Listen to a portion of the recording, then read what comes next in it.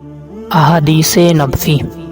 مجھے محمد بن عبداللہ بن قزاز نے حدیث سنائی، کہا میں نے عبداللہ بن عثمان بن جبلہ سے سنا، کہہ رہے تھے میں نے عبداللہ بن مالک سے کہا یہ کون ہے جس سے آپ نے عبداللہ بن عمرو رضی اللہ تعالی عنہما کی حدیث عید الفطر کا دن انعامات کا دن ہے روایت کی۔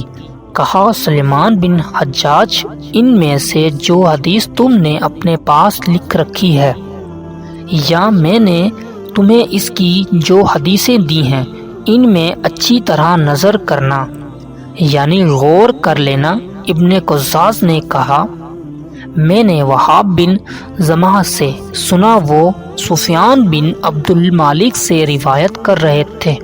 کہا عبداللہ یعنی ابن مبارک نے کہا میں نے ایک درم کے برابر خون والی حدیث کے راوی روح بن خطاب کو دیکھا ہے۔ میں اس کے ساتھ ایک مجلس میں بیٹھا تو میں اپنے ساتھیوں سے شرم محسوس کر رہا تھا کہ وہ مجھے اس سے حدیث بیان کرنے کے ناپسندیدہ ہونے کے باوجود اس کے ساتھ بیٹھا دیکھیں، یعنی اس کی حدیث کی ناپسندیدگی کی وجہ سے، وہ اس کی روایات میں ناقبولی کی وجہ سے۔ صحیح مسلم حدیث نمبر 42۔